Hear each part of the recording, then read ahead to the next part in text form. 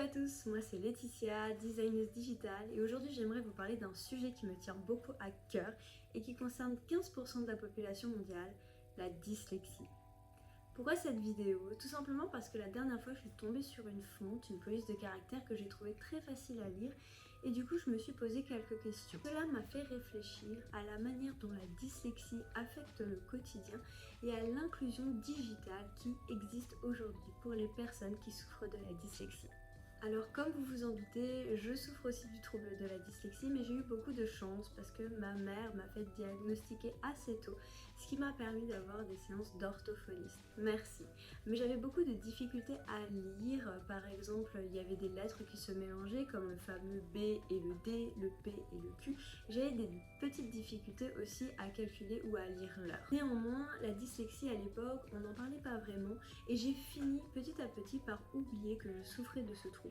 J'ai donc pallié mes désavantages et j'ai trouvé des solutions un peu inédites, on va dire, en tout cas pour moi, qui m'ont permis d'avancer dans mon chemin. Par exemple, au niveau de la lecture, je lis extrêmement bien, mais il me faut un petit temps en plus pour pouvoir connecter la phonétique à son sens. À savoir que la dyslexie est un trouble généralement héréditaire, donc cela explique pourquoi certains membres de la même famille en souffrent. Lorsque vous avez de la dyslexie, en règle générale, vous avez d'autres troubles comme l'anxiété, le TDAH qui sont les troubles de l'attention ou l'hyperactivité, et il y a aussi les troubles du spectre autistique, TSA. Des études montrent que les dyslexiques ont une grande force de résilience puisqu'ils subissent beaucoup de défis dans leur parcours scolaire. Selon Kate Grings, les dyslexiques excellent dans la résolution de problèmes et dans l'innovation, ce qui fait qu'en règle générale, ils intègrent beaucoup d'événements technologiques ou créatifs. Personnellement, avec la dyslexie, ça a été un petit peu compliqué dans mon parcours scolaire parce que j'ai souvent été jugée comme bête ou inapte.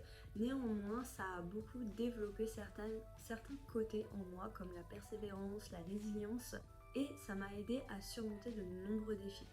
Il y a autre chose aussi que j'ai beaucoup développé, et ça je ne sais pas si c'est forcément dû à ma dyslexie ou autre, mais c'est possible, c'est que j'anticipe beaucoup certaines situations, ce qui me permet d'avoir une longueur d'avance. Je comprends également aussi très bien le comportement humain et je sais lire les émotions des gens autour de moi, donc ça c'est vraiment très cool, un peu un super pouvoir. Par contre, le fait d'avoir eu une dyslexie et d'avoir été beaucoup jugée dans mon parcours scolaire, d'avoir été même traitée d'idiote par certains professeurs, a fait que j'ai beaucoup perdu confiance en moi et que j'ai beaucoup trop tendance à me dévaloriser. Mes amis me le disent souvent que je devrais avoir beaucoup plus confiance en moi, mais c'est interne, je crois que j'étais un petit peu trop formatée. Néanmoins, je travaille sur ça et je suis en train de déterminer les forces qui me permettent d'avancer aujourd'hui. Il y a une chose aussi, je pense que la dyslexie m'a permis, c'est que comme j'ai été beaucoup jugée et un peu injustement je trouve, et bien ça m'a développé une sorte de esprit rebelle, et il y a quelques années, peu de temps, en 2001, j'ai monté mon association qui œuvre avec les peuples autochtones pour la préservation de la biodiversité. Je ne suis pas toute seule, je suis entourée d'amis fabuleux, mais du coup on lutte ensemble contre les injustices, et ça je pense que c'est grâce ou à cause de ma dyslexie. J'aimerais également vous parler des difficultés dans le monde professionnel que les dyslexiques peuvent avoir. Alors dans mon cas, je suis aussi TDAH, même si j'ai pas été diagnostiquée. Quand j'étais petite, on me disait souvent que j'étais hyperactive. Quoi qu'il en soit, le monde professionnel a été un réel défi pour moi et peut parfois l'être encore. Et c'est pour ça qu'aujourd'hui, j'ai décidé de devenir freelance. Pourquoi? Parce que tout simplement dans le monde professionnel, souvent on va partager un bureau ou on va travailler en open space, et pour moi c'est impossible. En fait, il suffit qu'une personne se lève, aille aux toilettes, mange un biscuit pour que je me déconcentre et que je perde énormément de temps et du coup ma productivité. Alors que quand je suis à la maison et que j'ai mon espace, et ben je me concentre et je peux faire de longues sessions de travail. Paradoxalement, je suis très performante dans les brainstorming, dans l'action ou dans l'idée des équipes parce que ça me permet d'être dans l'action. Néanmoins, je reste quand même un petit peu impatiente quand je dois expliquer des choses par 1000 mots alors que je l'ai déjà visualisé dans ma tête. Et ça, en règle générale, c'est le propre des dyslexiques. Pour résumer, en règle générale, les dyslexiques fonctionnent tout simplement différemment. Et une chose que je pense qui aiderait beaucoup les dyslexiques à se sentir bien dans le monde actuel, mais que ce soit les personnes qui ont ce trouble ou d'autres troubles, c'est le fait d'éviter d'un petit peu juger à simplement ce que l'on voit. Et ce qui m'embête un petit peu dans le monde actuel, c'est qu'on essaie un petit peu trop d'uniformiser les personnes, d'uniformiser les cerveaux, etc. On est absolument tous différents. Et le jugement entre beaucoup en cause. On a tendance à se dire ce que je ressens, l'autre personne le ressent, ce que je vis, l'autre personne le vit, alors que c'est pas du tout comme ça. On est face à des traumas, des échecs, des réussites, des histoires différentes. Et le simple fait de ne pas émettre un jugement, je pense que peut permettre à beaucoup de personnes de se sentir mieux dans le monde professionnel et dans la vie actuelle. Parlons un petit peu des chiffres à présent. Il y a entre 5 à 15% de la population mondiale qui est dyslexique. Ça représente quand même pas mal de personnes. De plus, il y a beaucoup de dyslexiques qui ont quand même vachement réussi dans la vie. Si je vous parle de Steve Jobs, vous savez peut-être pas qu'il est dyslexique. Néanmoins, il a révolutionné le secteur de l'industrie et ça c'est pas rien. Il y a aussi un chiffre intéressant. 40% des autofaits millionnaires sont dyslexiques. Cela montre bien que les dyslexiques ont une certaine créativité et résolution des problèmes que d'autres personnes ne peuvent pas avoir. Cela montre bien que la dyslexie n'est pas un frein, mais plutôt un atout pour pouvoir se lancer dans certains secteurs. Et d'ailleurs, beaucoup de dyslexiques sont auto-entrepreneurs. Donc j'ai envie de dire que la dyslexie n'est pas une tare. Au contraire, elle peut nous aider à avancer dans notre vie. Kelly Sandman Hurley explique qu'une personne sur 5 serait atteinte de dyslexie, mais que chaque dyslexique vit son expérience différemment. Certains développent une compréhension visuelle très accrue, ce qui leur permet de surmonter de nombreux défis au niveau linguistique. Aujourd'hui, il y a de nombreuses technologies qui peuvent aider les personnes qui sont atteintes de dyslexie, mais pas seulement d'autres troubles. Moi, j'ai envie de citer tout de suite ChatGPT. ChatGPT, pourquoi? Parce qu'en fait, il est incroyable.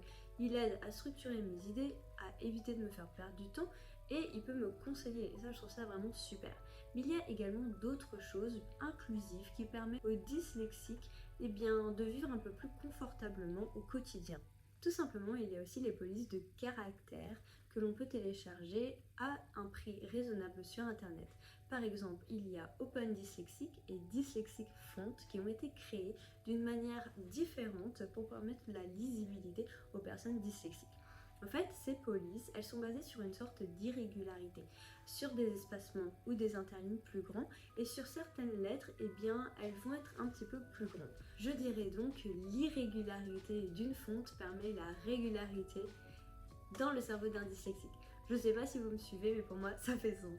Néanmoins, si vous ne souhaitez pas télécharger ce genre de police, il y a aussi une autre police que de nombreuses personnes connaissent qui est Comic Sans.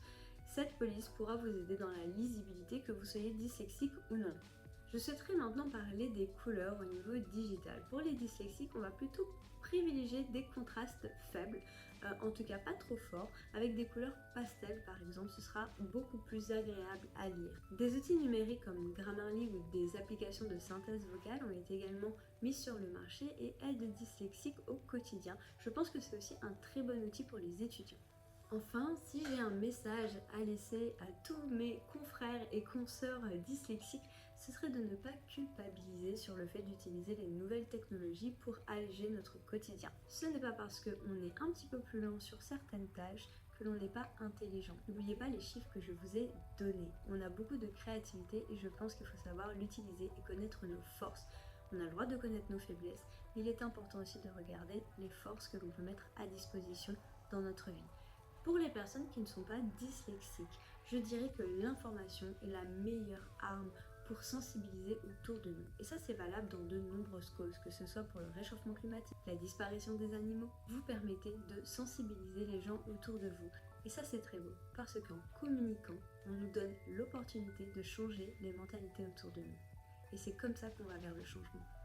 Enfin, cette vidéo touche à sa fin, je vous remercie de l'avoir regardée et j'espère aussi qu'elle vous aura un petit peu informé sur le monde des dyslexiques, mais aussi sur le fait de ne pas trop culpabiliser en utilisant les nouvelles technologies.